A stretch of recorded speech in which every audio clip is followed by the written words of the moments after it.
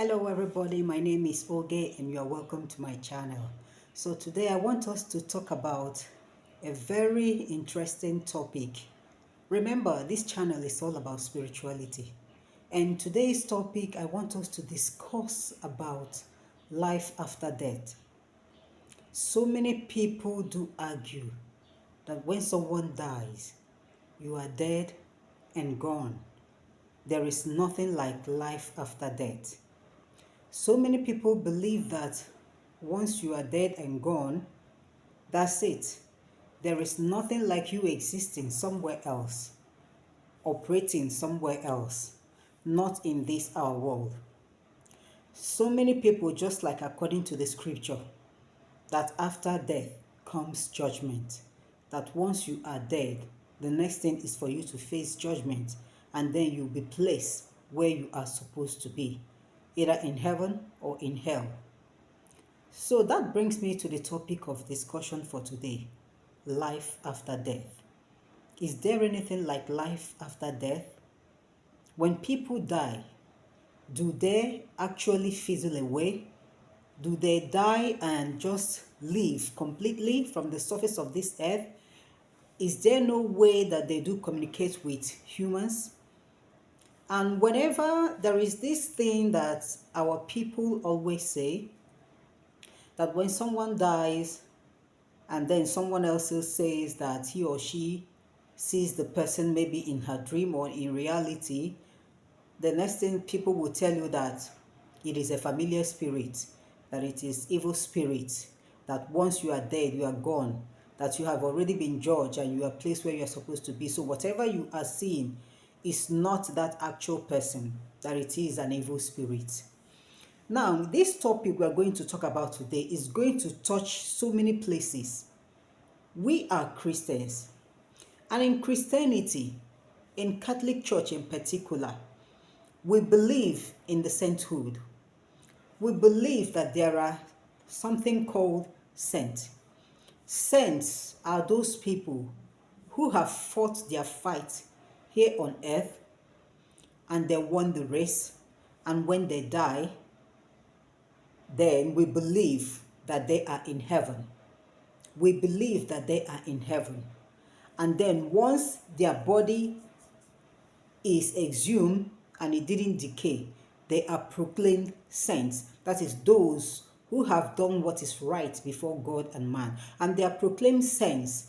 And then the church will pray through their names, will pray, asking them to help them out in prayers. And as Catholics, we believe that when you pray through these saints, when you ask any of these saints to talk to God in heaven for you, that the saint will do that. Why do we believe so? I want to know. I am a Catholic. I'm not trying to criticize Catholic Church. I will never do that. But I want to know, is it written in the Bible? Do you know why I ask these questions? Because people believe that you cannot do anything as long as it is not written in the Bible. Whenever you say anything, they will tell you to quote where it is in the Bible. Whatever you do or whatever you say in terms of spirituality, people will tell you to quote where it is written in the Bible. And that is why I am asking this question. I'm a Catholic and I'm asking my fellow Catholics, is it written anywhere in the Bible that when someone's body is exhumed and seen not to have decayed, and then the person is proclaimed a saint, and then we can pray through that person, asking God for mercy or for help? Is it written anywhere in the Bible? The answer is no. This is Catholic doctrine.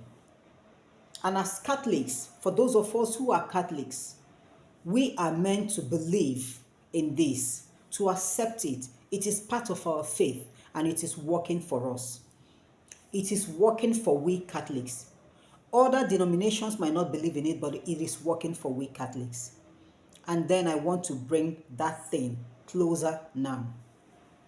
If we Catholics can believe that people who lived and died and were proclaimed saints by we human beings can hear us, can answer us, can grant us our request, why then do we believe that our loved ones who have passed away, our immediate family members who have passed away, why then do we believe that they are all dead and gone? That they cannot hear us, that they cannot even come out for us to see them, be it in a dream, in a vision, in a trance, anywhere. Why do we believe that whenever we see them, they portray evil? Why do we believe so? I want to know. I want to ask. I am asking this question and I want to know why. Why do we believe so? That our immediate family members, whom we love so much when they were with us, just because they are no longer with us here on earth, if we see them in a dream or in a vision, we tag them evil. We call them familiar spirits. We call them all sorts of names. And then you will close your eyes, kneel down, and be praying in the name of somebody that you do not know. You just heard about the person. You don't know anything about the person. But because the church proclaimed the person a saint, and you believe that whenever you pray, calling on that person to forward your request to God, you believe that that person will grant you that. Why do you believe so? So it is because of this that I want to teach us, whether you believe it or not, there is something called life after death. Everything is not written in the Bible, and everything cannot be written in the Bible. Everything, whatever that happened during the time of Jesus, during the time of the prophets, all of them were not written in the Bible. So many of them are still in scrolls. When you visit Jerusalem, when you visit Israel, all those places, you will see so many of those life events, so many of those occurrences. They are still in scrolls, but they were nowhere written in the Bible. So how do you know about all those things that are in scrolls, written in scrolls, which were not written in the Bible? How do you know about them? Who will teach you about them? Nobody. Nobody will teach you about them. But I know and I believe that you can only get to know about all these things when you are spiritually awake. When you are a chosen one, God can open your eyes. God can reveal the mysteries of this world to you. He can reveal it if he wants to. And I want to tell us the reason why I believe that there is something called life after death. When someone dies, you are buried. On the surface of the earth, you no longer exist. But I believe that you are existing somewhere. And that place is what we humans call the spirit world. Here is our own world, our own physical world. But there is something called the spirit world. If only you are spiritually awake, if only God has chosen to reveal certain things to you, you will know what I am talking about. And I want to tell us, the spirit world, in the spirit world, they operate somehow like the way we humans operate, because these were human beings like us before. But it's just that right now they are no longer human beings. They cannot live with us because this is our world. They cannot live with us. So there is somewhere else that they are existing, probably waiting for judgment. I am not God. I don't know how God judges. Even though the Bible says that after life comes judgment. After life comes judgment. But the Bible wasn't specific when that judgment will start. The Bible didn't say immediately you die, you'll be judged immediately. It wasn't written anywhere in the Bible that immediately you die, you'll be judged immediately. The Bible said after life comes judgment. What if those people are there waiting for their judgment? Meanwhile, they are existing there. We can't really tell. But I am telling you from what I have seen, from my observation so far, that there is something called life after death. There is something called spiritual world. And in this spiritual world, they operate like we human beings. And I know that someone will ask me this question: how did you get to know? And I want to throw this question back to anybody that will ask me this question. How did you get to know about heaven? So many of us talk about heaven like Like we always go there and come back. So many of us describes heaven and even the partitions in heaven, the streets, the rooms, everywhere. How did you know? Have you been there? You've not been there, but we believe by faith. With our faith, we believe that heaven is the most beautiful place ever. And I'm telling you, from what God has opened my eyes to see so far about the spirit world. And I want to tell you people, whenever I talk about the spirit world, I am not talking about the spirit world because I am a spiritualist. When I was a single girl, I didn't know I would ever become a spiritualist. I was never a spiritualist. I was just a single girl who loves fashion and everything beauty. I love everything, that will make me become outstanding, beautiful. I was just like every other normal girl. But that was when God started showing me something called spirit world. Probably if I had answered my call, as at that time I was a single girl, I would have gathered enough knowledge about how spiritual world operates. But I'm going to tell you how they operate. Because all these informations about spiritual world, I didn't get them now that I am a spiritualist. I got them as a girl when I was in secondary school, as a young lady when I was in my high institutions, and now as a married woman. In the spiritual world, from what I have seen so far, it is just like our normal world. But the only difference in the spiritual world is that they live what we call a communal lifestyle. They live together. They believe in sharing things. They believe in doing everything in common. That is why when you summon one spirit, that spirit will not come alone. The spirit will come with some other spirits. Let me say that you have a problem and you will want to invoke the spirit of your mother or of your father to help you out. Maybe you want to invoke their spirits to ask them questions concerning your lineage. And then you call on your loved one, or your dead loved one, to give you the answer. If your dead loved one cannot give you that answer, some other person will give you that answer from your lineage. And that is why when you summon one spirit, other spirits will follow that spirit to answer you. Should in case that spirit cannot give you that answer, some other spirits will equally give you answer. Whatever I am teaching you, I will want you to ask questions. After these teachings, please, I want you to ask questions. Ask those who are spiritually gifted. Ask spiritualists, powerful people. They will tell those whom God has truly opened their eyes to see. They will tell you. In the spirit world, they believe in communal lifestyle. They live together. There is nothing like discrimination. And that will make you to understand the reason why when people die and are buried, there is nothing like discrimination. You are a wealthy man. Once you are dead, you'll be buried on the same ground that the poorest of the poor will equally be buried. And that is why that they all live the communal lifestyle in the spirit world, because there is no wealthy person. There is no poor person. There is nothing like hierarchy.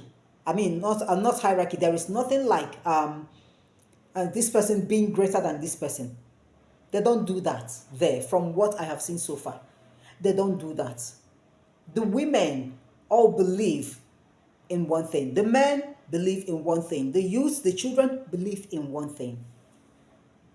I get to know about all these things right from the time I was still in secondary school. And how did I get to know? I'm going to tell you people a story about myself, about my growing up. And that was how I got to know about the spirit world. But I didn't call it anything then until I got married and I started noticing certain things in my life. I remember when I just finished my secondary school education after my WAEC exam, I fell ill. I became seriously sick. I was taken to hospital. Treatments upon treatments were carried out, but nothing was actually discovered. But I was still sick. It got to a point that I found it difficult eating. Whenever I eat, I will find it difficult to swallow. Sometimes when I swallow, I will still vomit it back. And I noticed that my mom was worried, but she decided to put up courage. My mom was a prayerful woman. As a matter of fact, we learned from her. She was so prayerful. I noticed that she was worried, and I was trying my best not to make her to be so worried. And then one particular afternoon, my sister fed me a food. She fed me a rice. I wasn't able to eat that rice. I just managed to eat like 3 tablespoonfuls. And then I told her that I want to sleep. I lay down and I slept off. I slept around 12 or 1 p.m. I didn't know that that sleep lasted until 6 p.m. I didn't know. To me, I was sleeping. But my mom told me that she noticed something. She noticed that my spirit has departed. So what she did was she came closer to the bed where I was sleeping. She sat down on the bed, kind of safeguarding me, and she was praying her rosary. She didn't allow anybody come close to me. She didn't allow anybody touch me. She kept on praying her rosary. But me that was sleeping, to me, I saw it that I was dreaming. I left to God knows where. I don't know where I was going to. But I noticed that I crossed like forest, mighty forest. And after crossing that forest, I crossed so many rivers. And after crossing that rivers, I started walking in the desert. And after a long walk, I came into somewhere. I don't know what I would call it. Like you came into a village or you came into a state, something like that. But it's just that this place has one entrance. One entrance. So when I got to that place, I stood at that entrance gate. There was no gate man. I was just observing what was going on inside. You will see the elderly men, anybody who is a man, they are at one side in a gathering, like people who were holding a meeting. And then when you look at the other end, you will see women of all ages, both young women, grandmothers, great grandmothers. You will see them just like people who were preparing food for the community or for the state. And then you will see children on another end playing, and then you will see youths on another end, maybe ready to go to work or whatever. I just stood at the gate observing them. And after some time, I opened that gate and walked in. And immediately I walked in into that gate, I saw a man putting on a white robe just like a reverend father. The man approached me immediately and I greeted him. He responded and he asked me what I was looking for there. I told him that I came to see the motherless babies, that I want to see them. Because in real life, I do visit motherless babies, old people's homes. I go to hospital visitations, to pray for people. So I told the man that I want to see the motherless babies, that I want to pray for them. And the man told me that that the babies are all fine, that they are doing well. And I told him, okay, that I want to see the old people so that I will pray for them also. And he told me that there is nobody sick there, that everybody is okay, that everybody is doing well, that I should turn back and go. I wasn't happy. I didn't find it interesting, I didn't like what he said. I insisted on going to pray for the old people if he doesn't want me to pray for the babies. And the man refused. He insisted that I should turn back and go, that I am not welcome there. There is not time for me to join them. So the moment he said this, I got angry. And I told him that I'm leaving, and if I leave, that I will not come back. He said, yes, that is the best thing for me, that I should turn and leave. So when I opened the gates, I walked outside and I turned and told the man that how do I get to my destination back? He asked me to follow the track, exactly the track that I followed to come to that place, that I should follow that same track. So I followed that same track and I crossed those streams or rivers or whatever. I equally crossed the forest and then I started coming into our house. The moment I started coming into our house, I opened my eyes. And then I saw my mom sitting beside me on the bed, praying her rosary. So the moment I opened my eyes and looked at my mom, and my mom, the question my mom asked me was, "Are you back? Welcome back." That was what my mom said. And I was confused. I looked at her like, "What do you mean, welcome back?" I was just only sleeping. So I got up and checked the time, and it was some minutes past 6 in the evening. So my sisters walked in, and they were asking my mom, "Why are you praying beside her? Is there any problem?" My mom said no, that she just wanted to stay beside me. So it was later that my mom told me that she noticed when my spirit left. And the reason why she stayed beside me was to prevent my sisters from coming to touch me. Because the moment they touched me and shook me, that would be the end of everything. So she stayed there praying her rosary so that God would bring me back. And God actually brought me back. Now, a similar thing occurred again when I was in the university. There was a time I was equally sick, seriously sick. The same thing happened. I fell asleep and I saw myself crossing rivers, crossing forests, crossing deserts, and appearing to a particular place. And this time around, I've gotten married. Yes, I was newly married and newly pregnant. And I didn't even know that I was pregnant. Actually, that was my second pregnancy. And I didn't know that I was pregnant. So when I found myself in that place, I saw the women, I saw the men, I saw the children. So I stood at the gate observing what was going on. And the women started calling on my grandmother. They called on her and told her to come, that her grandchild had just arrived. My grandmother came out and shouted and asked me what I was doing there. I told her that I don't know where I was going to, but that I'm too tired, that I want to come in and, have just a cup of water. So my grandmother looked at me and smiled and said that she noticed that I am pregnant, that I am going to deliver, you know, I'm going to deliver my child in peace, that there won't be any problem.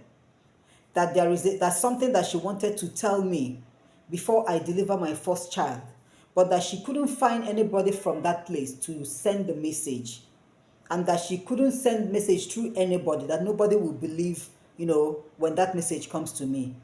So that now that I am here, that she wants to tell me that I'm going to deliver my child in peace and that I won't have any problem. So I just looked at myself because I didn't know I was pregnant. I didn't understand what she was saying, and I kept quiet. The next thing she told me was to get up and start going. And I said no. I told her that I haven't seen her for a very long time, that I just came to see her, that instead of her welcoming me, that she's asking me to go. She got mad at me. She pursued me out of that place, banged the gate, locked the gate. And I told her that when I get home, I'm going to report her to my mommy, which is her daughter, that I'm going to report her to my mommy. And she said, go and do so, that I should get home first of all before talking about reporting her. So I left angrily. When I left, I opened my eyes. The next thing I did was I had to walk to my mom's room because I came to our house that time. So I walked to my mom's room and told her what I saw. And my mom looked at me and said, what do you mean that you saw my mom? I said, yes, I narrated the dream to her. The next question my mom asked me was, are you pregnant? I said, no, that I'm not pregnant. I didn't even know that I was pregnant. I said, no. My mom said, have you gone to hospital to check? I said, no, but that I'm not pregnant. After all, I've given birth before. The following day, I fell sick. And I was taken to hospital. And after some tests, I discovered that I was actually pregnant, 2 months gone, without knowing it. So I have had these dreams several times, and I have come to believe that there is something called life after death. There is another world. And I'm sure that it is just the same way that the Catholics believe that when you proclaim someone a saint, that the person has the power to grant you your request whenever you pray through that person. And it is written nowhere in the Bible, but since we Catholics can believe that, why then do we believe that our dead loved ones cannot visit us, cannot give us messages? Why do we believe that once they die, that they are all dead and gone, and they don't exist? Why do we tag them evil whenever we see them in a dream?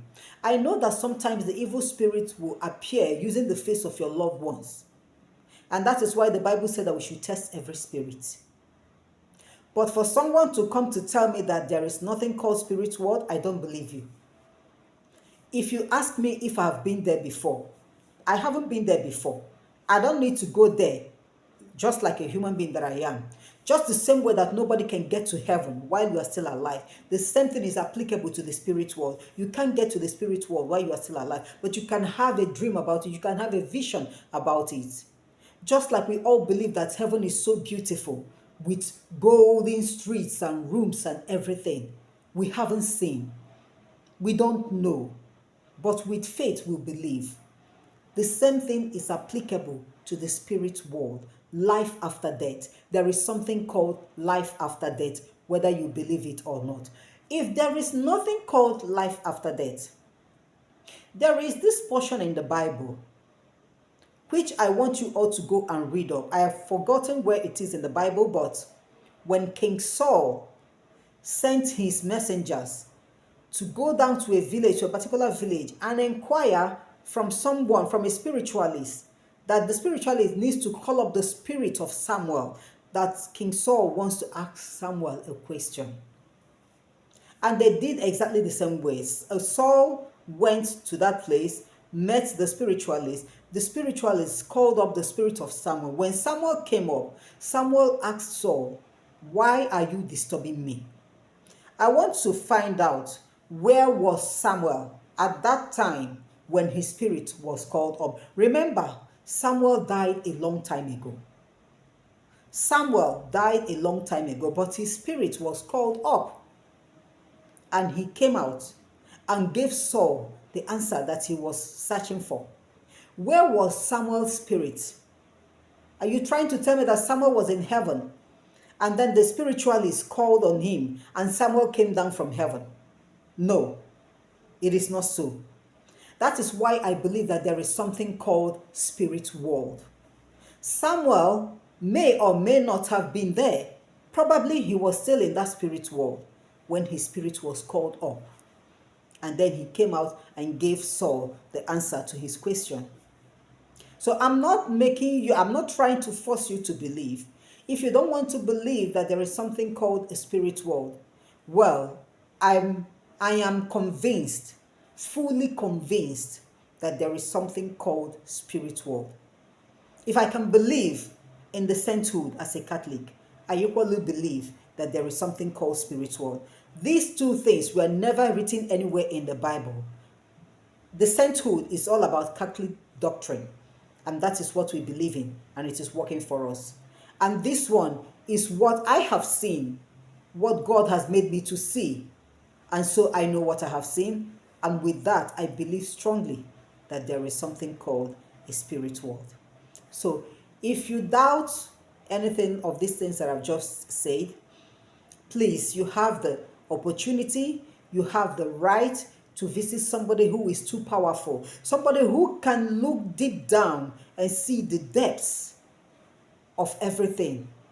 Let the person tell you. So many of us are just Christians by mere mouth. So many of us are just Christians, but Christians who are good at quoting the Bible. We have crammed every portion of the Bible in our head, and so we can quote the Bible off head. So many of us are such Christians, but we are not so deep to know everything written in the Bible. We are not so deep to know everything that has to do with life. You need to be spiritually awake, fully awake, for you to understand that this world is mysterious. The world itself is a mystery. It's a mystery. We cannot tell how this world is. We know that the Bible says that God formed the earth. God created the world. He created everything on the 6 days. That is all we know. The world is mysterious. It is a mystery. So many things are unfolding as days goes by. If you notice, in our present generation, if you are watching this channel about geographic whatever, you will notice that there are certain creatures that people are yet to discover that exist. There are certain creatures that God created which we are seeing for the first time in our generation So are you going to say that it's not God that created them? Or are you going to attribute it to the devil, that it is the devil that created them? We are yet to explore this world. We are yet to explore everything about spirituality. We don't know all of them. We only know the ones that we know and the ones that we are allowed to know. But if only God will open your eyes, He will allow you to know the other side that you do not know.